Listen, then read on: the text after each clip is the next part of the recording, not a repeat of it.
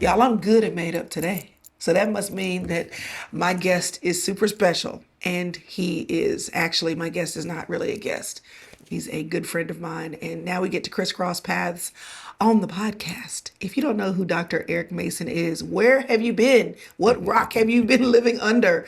I cannot wait for you to get to know him today and to get to know a little bit more about y'all. Go back to church, okay? Let's go back to church.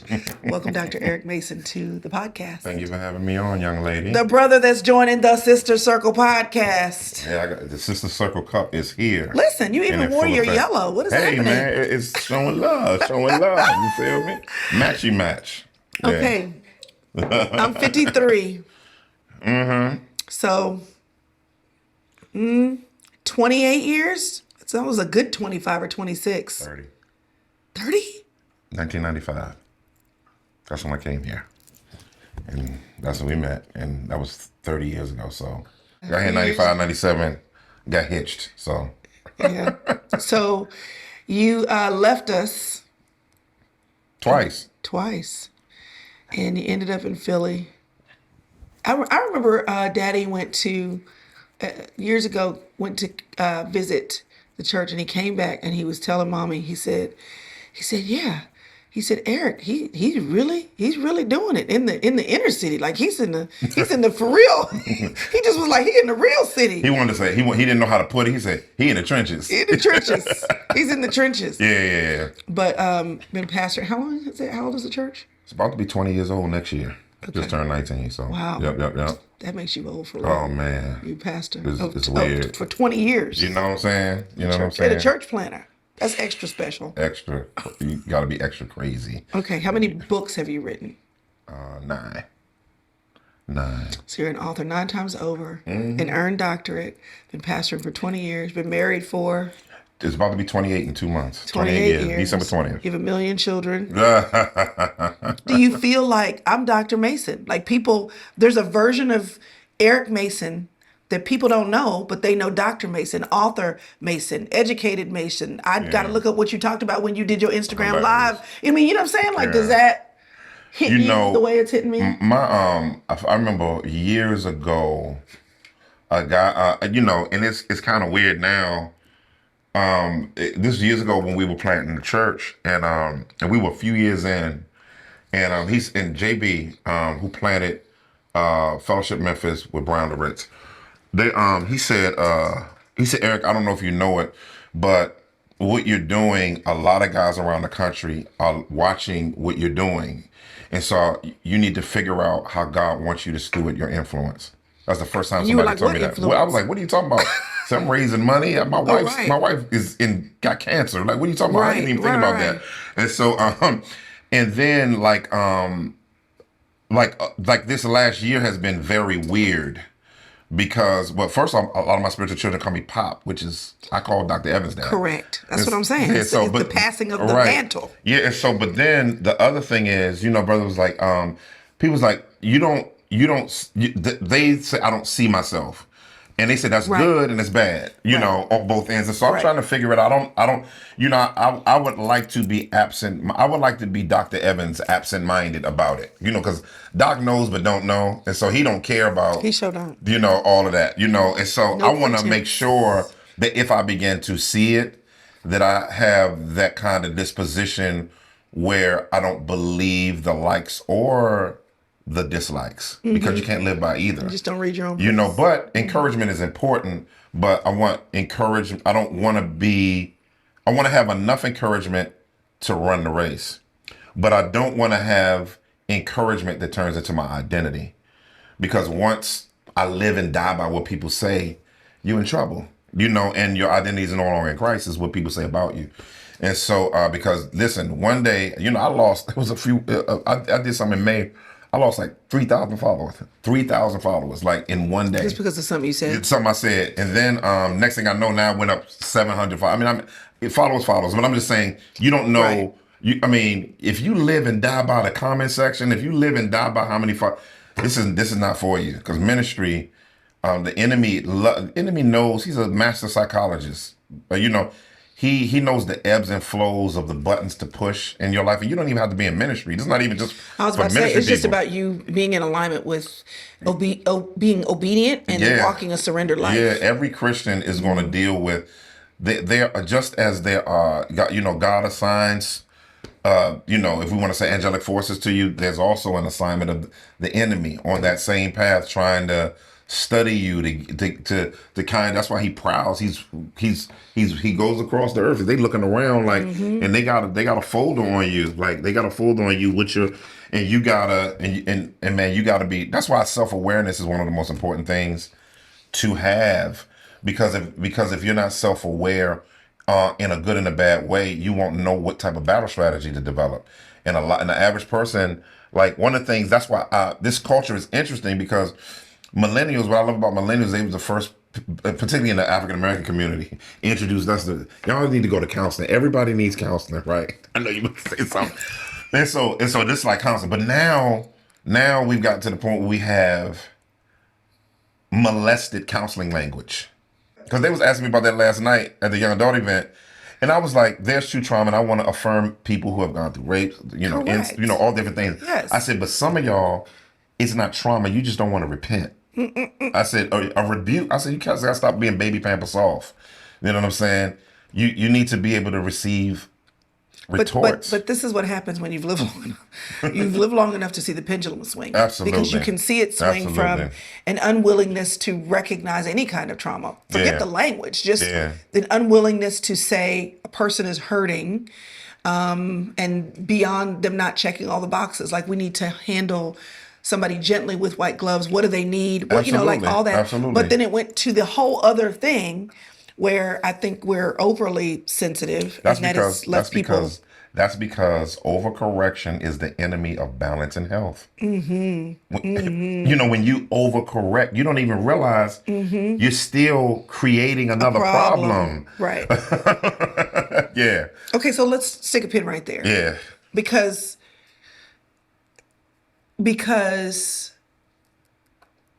I think a part of church is, church hurt, for example. absolutely. And it's that same thing where it's like we need to recognize where someone's been hurt, Yes, but we can overcorrect where there's no room for anybody to ever make a mistake. right, And church right. is full of, Absolutely, absolutely. fallible people. Absolutely. So what do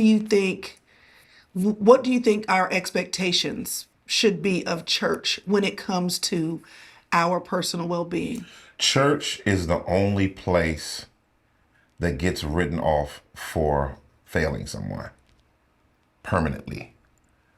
Like, not family, not friends. I'll give you an example, right? One of my spiritual daughters, Because you're old enough to have spiritual. I know, right? She had to go and get like spinal surgery. And so she went and got the spinal surgery. They had to remove one of the discs. They removed the disc. She is in recovery. She wakes up. They say, "How you feel?" She says, "Not different." And she's like, and they're like, "What do you mean? We did the surgery." Da, da, da. So they checked. The doctor took out the wrong disc. Right? Wrong disc. So I said, you need to sue them. Right. That's number I'm like, one. first of all, get paid. Yeah. Get paid. So they did, but then, Lord but God. what was interesting about that situation is she didn't say, "Well, you know what? I'm never going to the hospital again." Right. Because I'm still hurting, and I'm just going to not let anybody operate on me ever again. Because okay, That's good. no, you just find another doctor, find a better hospital, ensure that it has its ducks up in a row. That's why I tell people now. I say I'm fine with people dating a church for 6 months to 9 months to a year, because you need to see, particularly if you've been around church, if you've been hurt church, you need to see it through a season. And once you see how leadership deals with finances, how they deal with mission, how they deal with discipleship, how they deal with cultural catastrophes, how do they respond to things in public? Is the church more political than it is biblical? How do they deal with, people with same-sex attraction? How do you deal with a person, like all of the things? How do you deal with single moms? How do you deal with all these things? And you're not going to see everything, but you'll be able to see at least the fruit of the seeds of how they would deal with other stuff in particular situations where you say, I can stick my feet here. Now, the important thing is community is messy. It sure is. If you're going to do life with human beings that Period. are Any in community a sanctification, process. it's called a process. It's called look more like Jesus because you currently don't. You don't. And so if I'm only 20, if it's people at the church, let's say 100% like Jesus is here.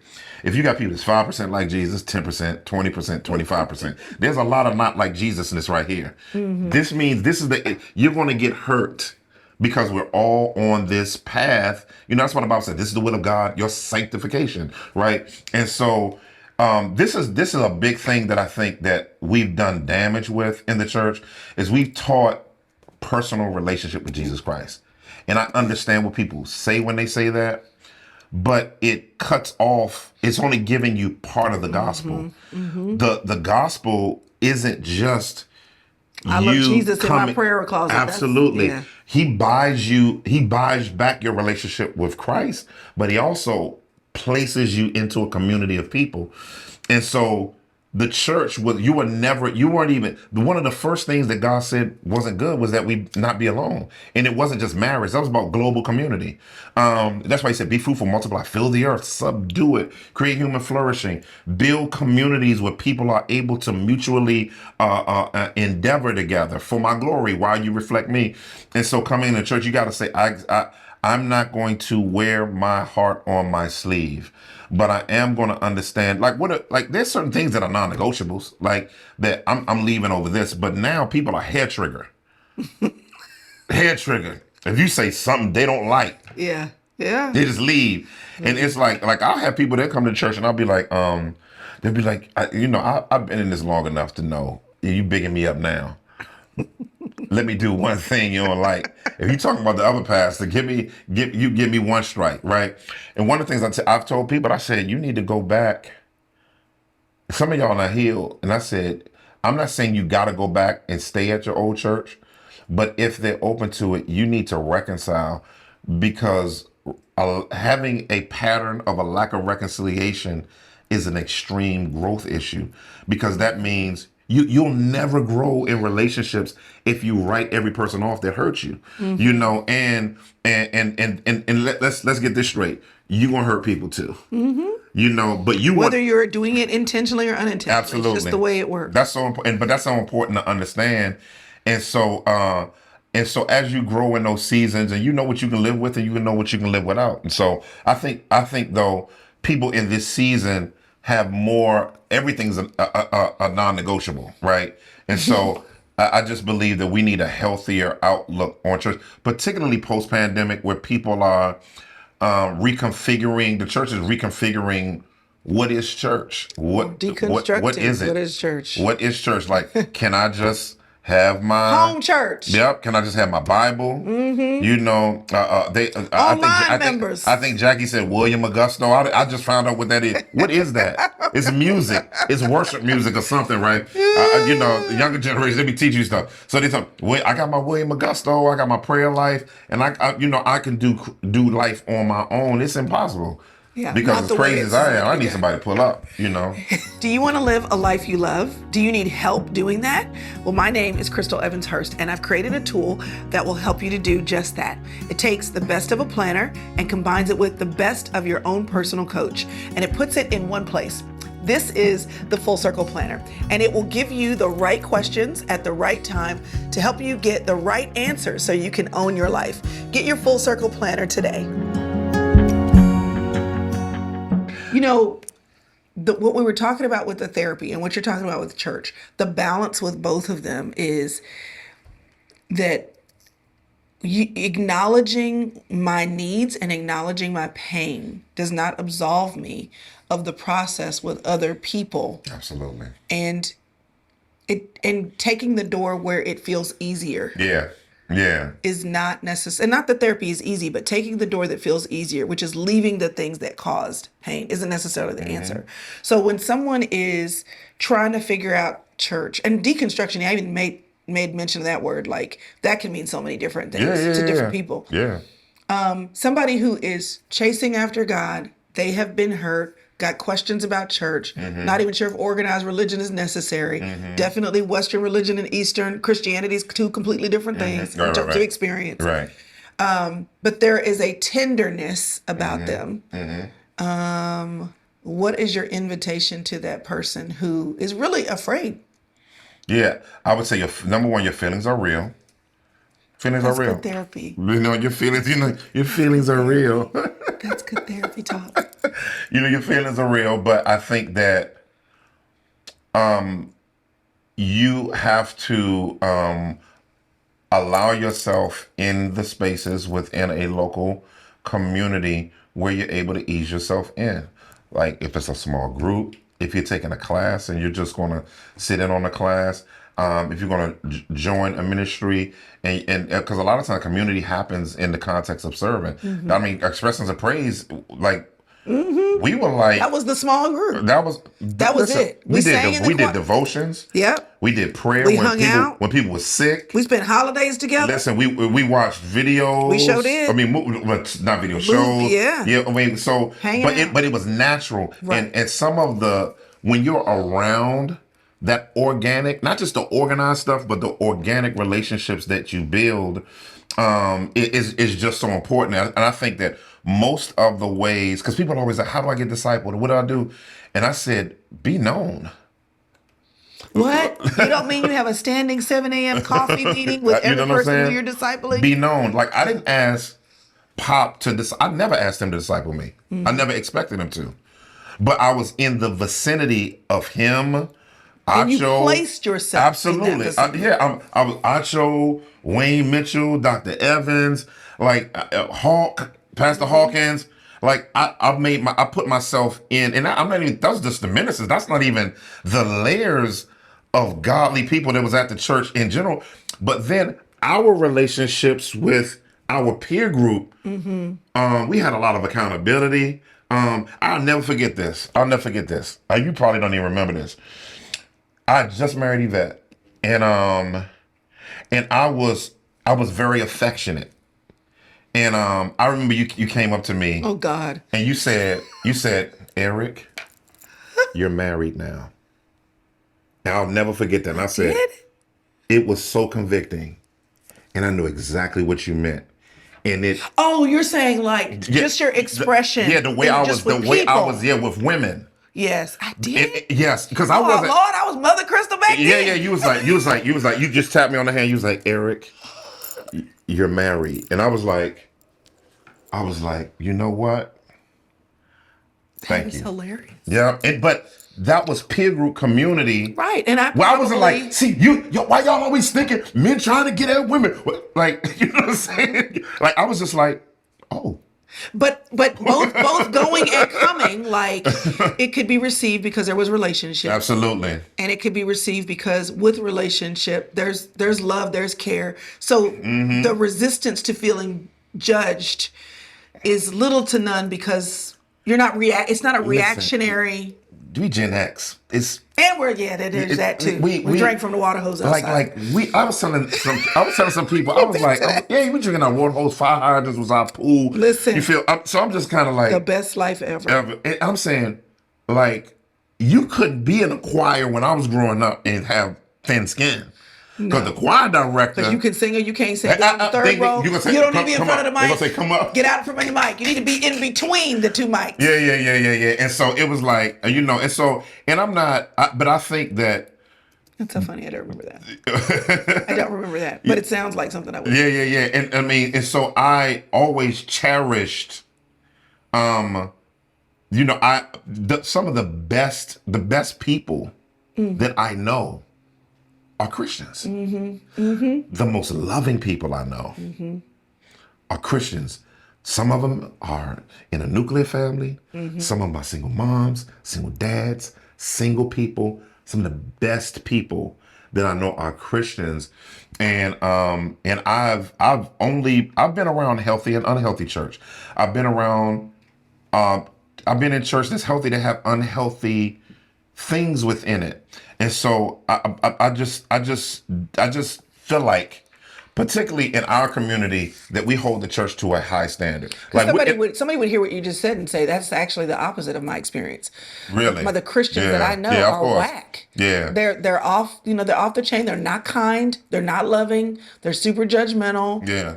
That they like say all they believe all this stuff, but they're the ones that it's the people that are not Christians that are actually out there doing kind deeds, and so I think it's so important because we can make a big judgment about what God wants us to do, which is be in community based on experience. And that's not the telltale of whether or not you're involved where he has asked us to be. The issue is we don't give other people a grace to be in a process with God. We just don't. Like you want It's you want 0 to all 100. this grace. You want grace. But you're hurt because you're not getting grace, but you're mad at the people who are self-righteous and they need the self-righteous need your grace. You know what I'm saying? And maybe they need to tell you there long enough to earn the right to tell them that they're self-righteous because they may have never heard it. And so a lot of times churches, there's, in the Bible, there's individual sanctification, but we don't realize Ephesians 4 is all about communal sanctification, that we would attain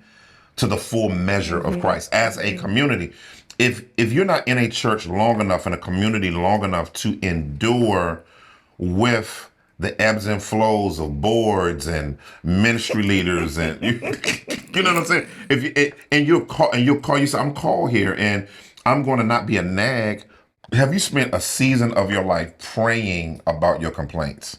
What gets the louder volume before the throne of God? Your prayer life or your complaining life? And They're trying to convict people.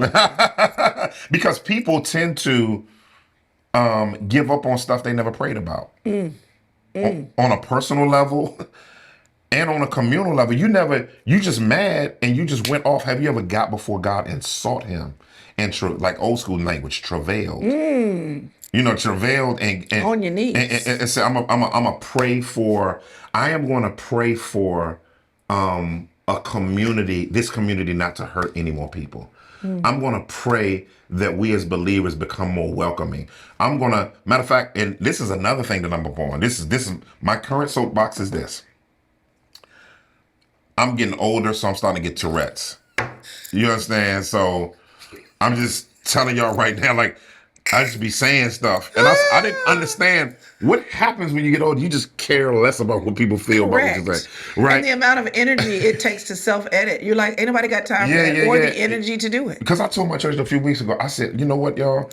I'm sick of consumerism. I said, some of y'all have been consuming for years. Y'all need to become contributors. And I said, everybody thinks about what's the worship like? What's the word like? What's the community like? What's the children's ministry like? What do y'all do for this? What am I going to get out of it? But the question is, what do you bring it to the table? What do you have any type of inclination or passion to be a contributor to God's kingdom? And I said, we need to. But a part of it is leadership fault because we've done, and that's why I got a chapter on rebranding, purpose, and dreaming, because we built discipleship around helping people to find their purpose. And so everything is about purpose, your entrepreneurialism, and this is that and the third. And purpose is really already written in scripture. It's just our assignments are what plug into God's purpose. So disciple making is our purpose, all the things, right? But the question is, how does your assignment as an individual play a role in God's larger purposes in the world that he's already given all Christians?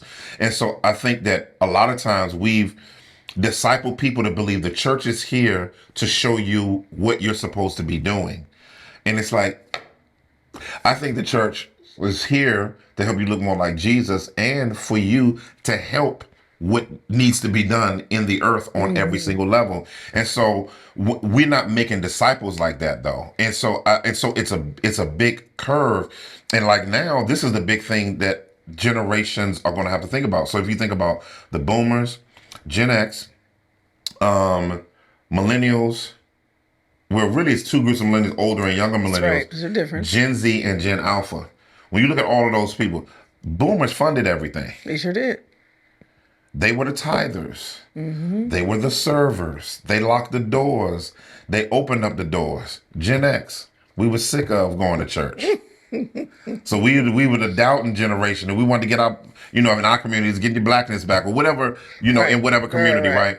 Then you had the millennials that just questioned everything. Everything. You understand? But that was the first generation that had the most education, like, and access to wealth, but the most debt. So when you're asking them to give, They're like, they we come, can't. yeah, but then they're coming with the baggage of the microcosm of the bad experiences with giving. So when you ask for giving, they don't hear stewardship and worship of God. They hear Cadillac, Benz, Bentley, right? Then, you know what I'm saying? Now you got Gen Z who went through the pandemic and they're like, it was too unstable. I need stability. Yes. Because the millennials, there's no definition of anything. There's 95 genders. There's, they're just like, it's not working.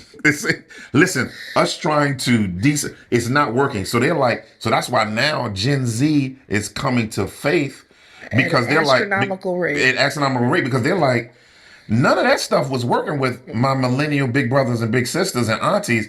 And so now I need something more solid. In Christianity, like they say, Islam is growing, the largest growing religion in the world. It's growing through births. It sure is. They're not growing through conversions.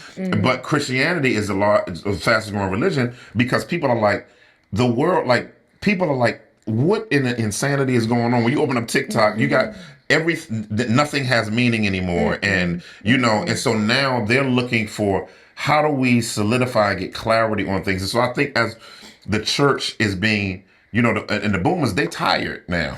They're like, I'm done, y'all. I've been, you ain't pick it up. But then part of the boomers didn't hand over things. This whole sounds like a whole nother book. I'm sorry. I know, but the effects. No, in a positive way. I'm saying just church and the generations and how it has formed and shaped the way each generation experiences the church, because it's had a unique. That's deep. It has a unique impact and effect on each generation, and the impact of Christianity on that generation because of how people have chosen to or not chosen to engage with a community. Because Gen Z aren't looking to finance institutions through the church. They're looking for a sense of belonging and real impact. And stability and real impact. Real frontline impact. Correct. And so now this is going to be an interesting transitional season over the next 10 to 15 years of the boomers, and not just the church leadership. I'm just talking about the mantle of those who are in the church is going, like the landscape. We're in an interesting landscape. Like denominations are going to change because they don't view denominations as the networks. They don't view these networks, or they don't view conference events the same way as institutes. It's so much is so different. So I think we're in a great season right now. Let me ask you this. As a pastor, I read something and I wish I would have saved it, but it was on Twitter or X or whatever. And it was a pastor who said, we need to talk more about the grief of pastors with people coming and going. He said he actually was choosing to leave ministry. He said, my heart just can't take it anymore. Yeah. People for different reasons, different generations, different experiences saying, I'm hurt, I'm not going to be here, or, I've served with you, but it's time to move on. And as a pastor, people having their own experiences, but that impacts the relationships. Does that make any sense? Oh, you in the house. So I'm curious, how has that, you're here, you're pastoring, you're committed, been with the church, planted the church, having to deal with people in different seasons, not just talking about what the impact is, but living with the impact of that in your church, but with you as a person. Everybody that leaves, good or bad, you take personally. I don't know, and I hit up Pastor Jenkins. I hope he's okay with me sharing this. So I was like, Pastor, look, I said, do you ever mature into people leaving the church and you just, I'm talking about not sending people because that's a little different, but just leaving? And he said, you never get over it. I said, God dang it. He said, you just got to learn how to manage he didn't say it this way, but he said basically you got to know how to manage how you process and relate to it. So for me personally, After the pandemic, we lost 75% of our church. Like we called everybody in our church up. I got a membership list and attendance list and our leaders. I said, spread it out. Let's call everybody. See how they doing. This was during the pandemic, and this wasn't because this was just because nobody Yeah, was just there. just We caring. want to make sure. Yeah. What is their needs? What's going on? And our giving was up during the pandemic. That's what was crazy. And so we was like, oh, we got a good fund. So if somebody, somebody lost their job or, whatever, we can help with whatever we can. And so that went well. After the pandemic, we came back. And then people weren't coming back, and then we had a $250,000 deficit in our budget 2 years in a row, and the Lord provided, but I almost had a heart attack, because it came out of nowhere, and then people stepped, and I was like, Lord, I don't know if I can. I said, because Dr. Lewis used to always tell us, he said, your 20s is your development years, your 30s, is your mastery years, and your 40s and your 60s are your dividend years. So I'm like, for my 40s, I'm in 48 or whatever. You got a $250,000 Yeah, deficit. yeah. And so I'm looking at dividend years, and now I got to go back to building and development. And I'm 52. So now, and the Lord was showing me, because I almost thought about leaving ministry. I had to get counseling like really, really bad, because I was like, what am I doing? And so, and Lord took me to John 15:2. He said, every branch in me that bears fruit, I prune it, that it may bear more fruit. He said, if you stick through this season, I promise you, I will show you fruit like you have never seen. And so now, I'm kind of thrown off, because I'm thinking I'm going to only be ministering to, older millennials, boomers and Gen Xers. And the largest group of people that I minister to now are Gen Z and younger millennials. And our church averages 50 to 100 people in every one of our new members classes. We're about to baptize like 50 people, and I'm just looking around I'm looking around looking at the fruit of what God is doing in people's lives, disciple making. Like, it's like all I get asked about. This has never happened to me. All I get asked about by all of these new people is, where do I plug in? How do I get discipled? And so it's like been a season of fruit, because, but it took some time to go through. The Lord was showing me there were people that were here that weren't supposed to be here anymore. And that doesn't mean I don't love them. Don't take it personal. This was my process. These people going, they took new jobs or whatever. I'm sending them off. You've invested in them. Let them go. I want you to see that as more sending than leaving.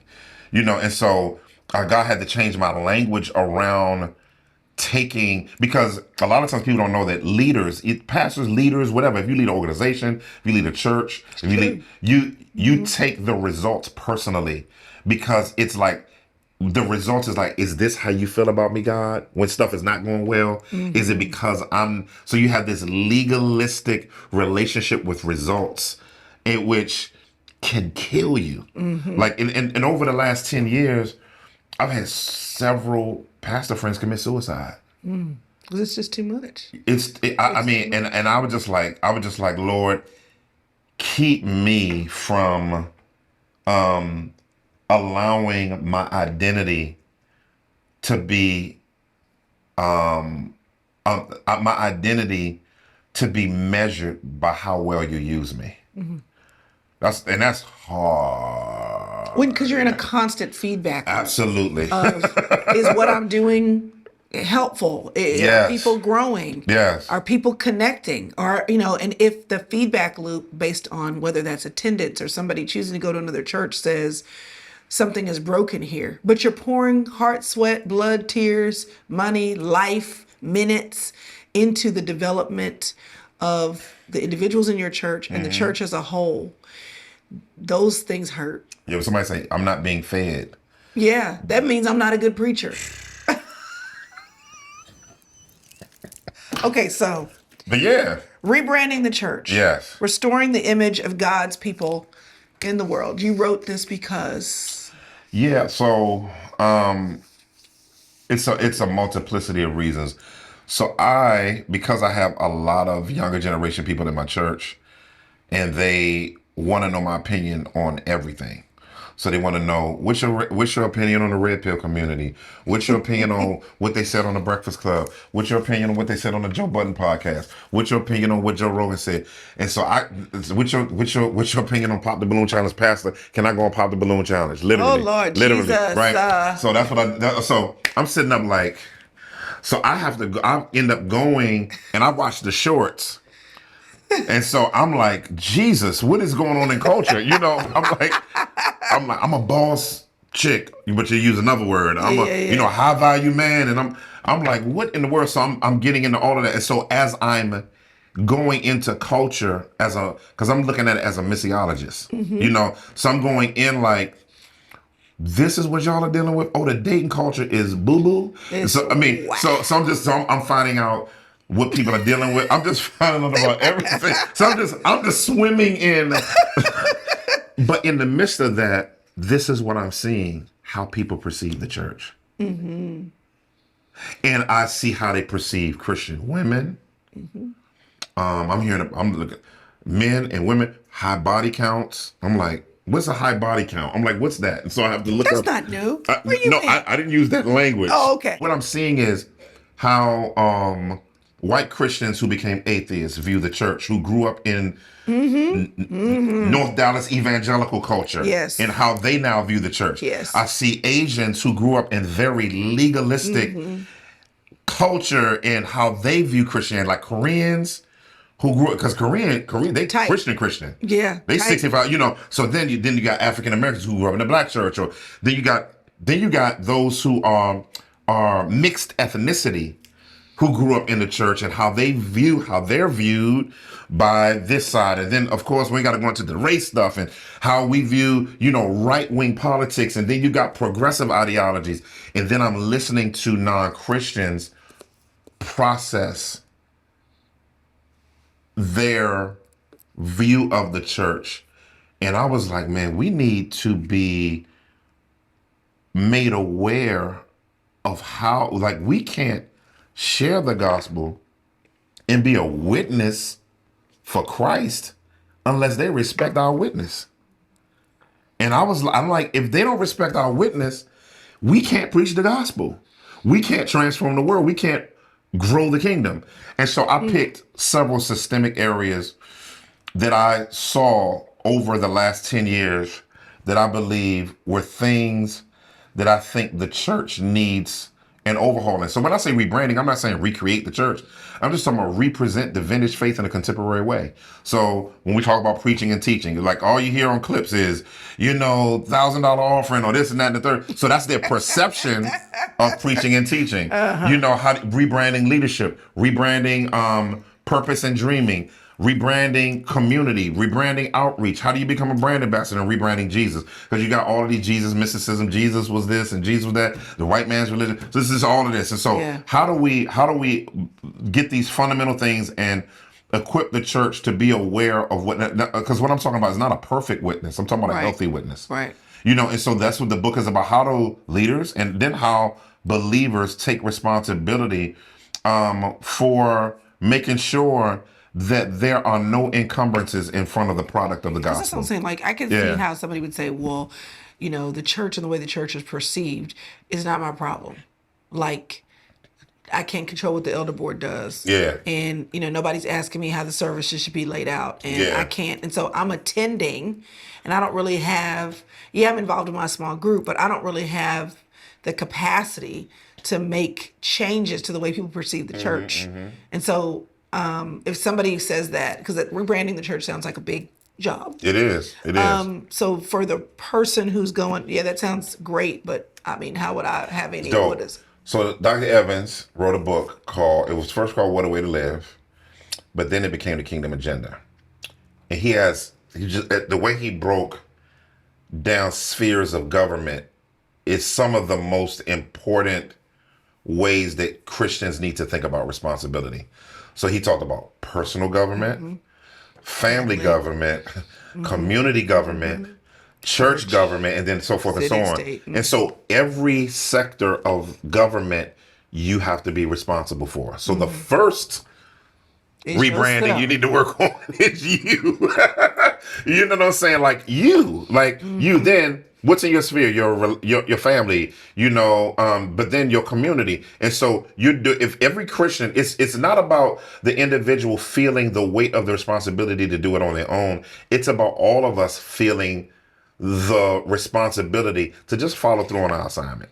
Well, I love what you said earlier about, people have to respect our witness. And I think that's a great question for each individual. Like Absolutely. in my sphere, when I go to work, when I'm walking down the street in my neighborhood, to the people who see me, if I were to say I'm a Christian and I go to such and such a church, would they respect my witness? How do you deal with the waiter when they don't do well? Listen, How do you deal with them? Like, I'm talking about practical did you know stuff. Dave Ramsey said when he is interviewing people, he will take the person and their spouse out to eat because he wants to see two things. Three, but mainly two. The third one is just we're interviewing. We're always interviewing. So that's expected. But the other two is how do you interact with your spouse? And the other one is how do you interact with the wait staff? Absolutely. Because Absolutely. that will tell me more about what I will get from you dealing with the team member than anything else. Because Absolutely. I can't separate the packaging of how you talk to the person who's serving your plate Absolutely. from how you're going to engage with the team. And that's so important. And so I think the book is really about every layer of the church taking responsibility for their role in being Christ's brand ambassador. If you're his ambassador and when you get saved, you get an endorsement deal. And you are to wear him in culture. You didn't have a chapter on rebranding the church's relationship with women. You do have one about men. Because I hear the complaint. I don't hear the complaint about women. I hear the complaint about men. And I think we have historically, men have had, I mean, it's not there's not any videos out there on how to get women in the church. It's just none. You don't have to. But it's 100,000 videos out there on how to get men, why men don't go to church. And so I said, should I do that? And everybody was like, yes. They said that's a needed chapter. And so I talk a lot about, how the church needs to invite skepticism. Like, Ooh, you're getting scary now. you got to stop being scared of questions. You got to stop. But the Lord you don't question the Lord. That's nowhere in the Bible. God, Habakkuk, the first chapter is him asking all kinds of questions and doubting. And we act like God can't handle doubt. He just can't handle disobedience. Absolutely. Absolutely. And so that, having men, we need to elevate the intellect of the pulpit. Men want teaching. They want definition. They want clarity. You want the emotional experience. You don't want to talk about Jesus and his arms around you. I know. All the language that goes into the worship song. Yeah, somebody saying, Jesus, hold me in your arms. I'm like, what? Dudes is like, I don't want Jesus to hold me in his arms. Listen, we write a Lead me in the battle. Guide, I'll do that. Our sermon study guide every week. And somebody came up to me and they said, I'm just curious, are the study guides written by women? And I said, yeah, right now the team is women. And he said, I can tell. And I said, what do you mean? And he pointed out, and you don't think about how femininity, in a very positive way. There's nothing wrong with having that in but that that it balance has in the to church. be in balance with the Absolutely. masculinity that other people that are entering the church Absolutely. of that persuasion Absolutely. need to experience. Yeah, and so we're not talking about how to make the church, husky man. It's just about how to have balance. That's really all it is. What? No toxic manhood? We're not doing that? Is that not what you want? Hey, look. No. So in writing the book and laying out, those different things, the hope is that people will begin to get a basic beginner's picture. Because even one of my chapters is on rebranding membership, because people don't understand. People's like, where's membership in the Bible? I said, everywhere. They said, what you mean? I said, God always kept count of people. Always. Like, it's whole chapters of recounting of census, yes, so that we can know who's a part of the community. Like I said it now in the New Testament, they just knew you were a Christian because you stayed around. That was a membership process. Because when you got persecuted and you got your butt whooped, you still came back. They was all here, member. So, but they had widows lists. They knew who was, because I'm like, how can How can I give an account for somebody I don't know is a part of the church? How can we do church discipline? How can we serve you? How can we know who to call to be on the docket, who's a rider, who's going to be a warrior with us on God's kingdom mission? And so, but then also in rebranding the church, I just want believers to begin, everybody expecting everybody to be mature, everybody to be a disciple maker, and everybody to be a contributor. Like we should normalize maturity, disciple making, and contribution. That's just Basic. That's just basic. And so that means that there should be no categories of Christians, carnal and all of that. Like, we shouldn't have to add any type of adjective. We shouldn't have to have a radical Christian. Christianity, by its own definition, should be infused with radical, holy, committed, all the things. And so my desire with rebranding the church is we want to re-inject in what it means to be a Christian, all the positive things to just come with it by reputation. So if you bring up, like, I'm in the Northeast, so it's 95% of church, right? So I remember I was standing in the corner store one time, and so this was way back, because you know how I used to dress. So I had no Timberlands, baggy pants, a jersey or something. This is the elevated version. Yeah. So I'm in the store, and some block boys was in there, chopping it up. One of the dudes like, "Yo, pastor, what's up?" Everybody looked at me like, the pastor, he got on, And so in their mind, they were like, they couldn't wrap their mind around a pastor looking like that. Not that we have to put on a costume, but I'm saying, like, they have like, when you bring up church in certain contexts, it's like people are like, that's all kinds of things come to their mind. And so one of the things I'm trying to help us to do is re-educate and put out better. And I think social media is going to be a big part of it. That's why I did a challenge last week. I said, can we just for 1 week put out positive things about the church for 1 week? For just 1 week. I want you to not put anything negative. If a pastor did this, if somebody's wig fell off, do not post it. Church will laugh, none of it, right? Let's just put positive stuff out. And we only got a few, you know what I'm saying? And so I want us to, I want, because this a content creating generation, I'm like, let's content create around different subject matters that apply to your particular audience. So if you're just a regular member, you're online, you're always talking online about different things that are happening. Why not just say, "Hey, y'all, I was talking to some friends of mine the other day, you on TikTok," and I'm saying you're now becoming a station of waving the aroma of what the church should be like. I want to say an apology to all the people that have been hurt by the church.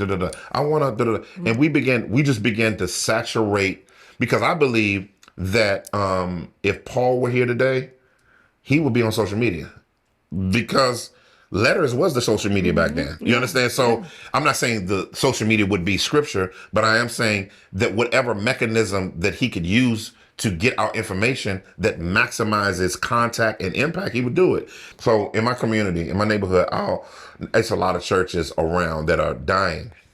One of the things that I do is I'll just be prayer driving the neighborhood. So I'll stop and I'll say, "Okay, so-and-so church."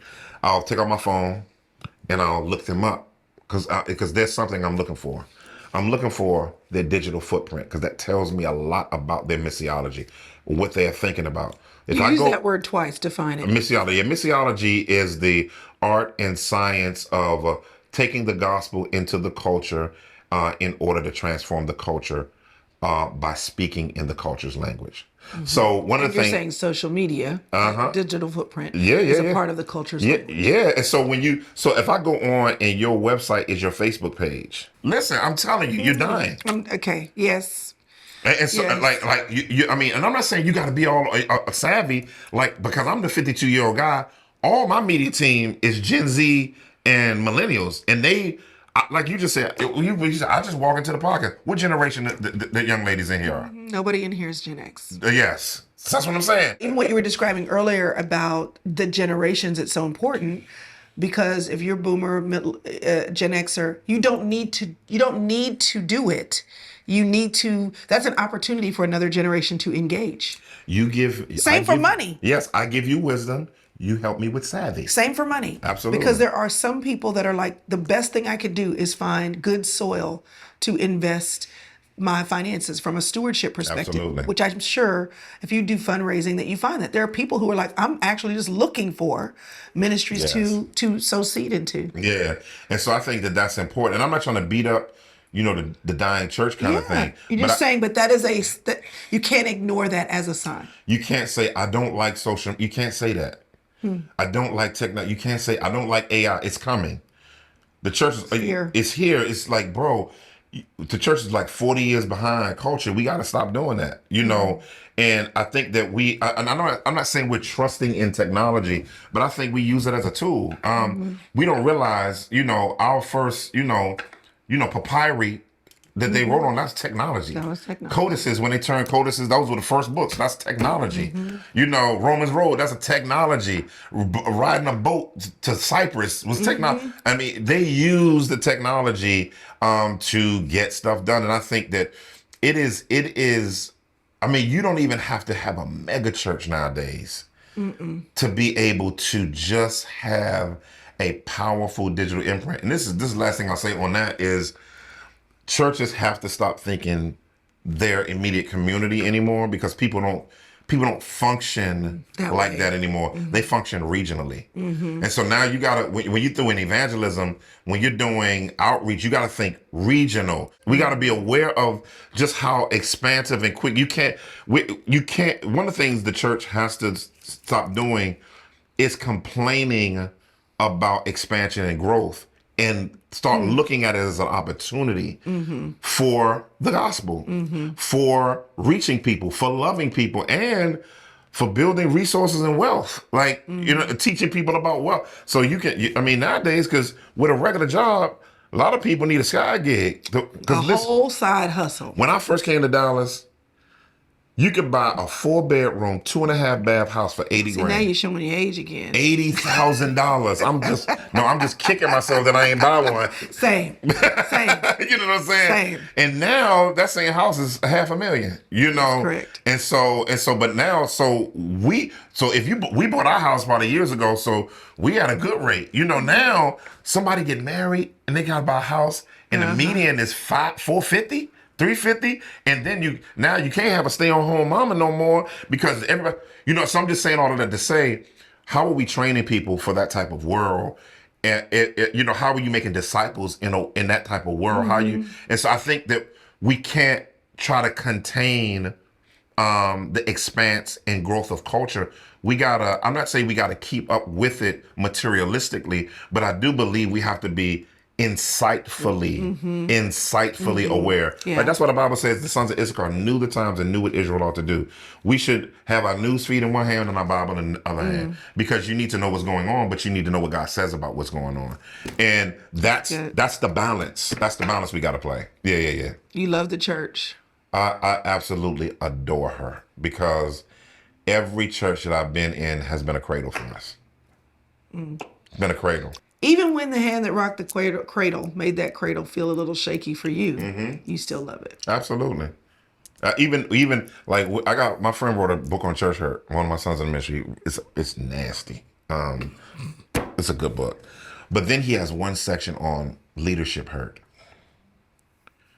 and it's the hurt you never hear about. If you think you were hurt once, over and we have to endure it. And so I think that if you have a leader, and this is a shout out to all the leaders, if you have no idea how much pain your leader has carried to lead you. And so I just want to encourage any leader out there that's watching this, male, female, whatever level of leadership, pastoral leadership, ministry leadership, deacon, elder, whatever, all the things. I just want to encourage you, and I want to encourage you all, people out there, to encourage them, because I guarantee most of their hurt you've never seen. You don't know what they got hit with before they were just about to minister to you. You know what I'm saying? You don't know what they're carrying to that pulpit, that podium, to that retreat, to that event, to that breakfast. And so pray for your leaders, encourage them. I'm gonna tell you this: assume they've been vehemently wounded. Just assume it. And not just spiritual warfare, but just people. And I want to just encourage the leader to carry on because God sees it, and you have the grace to carry it. So yeah.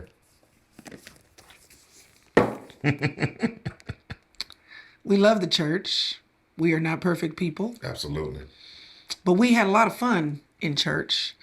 Have had friendships for 30 years now because of our commitment to the church. Absolutely. We show not perfect, but and the church is not perfect either, but it's where you're supposed to be. And if you're in the church, be committed to how you make that church look good in the world. There would be no sister circle Without the church. without the church. Ain't that something?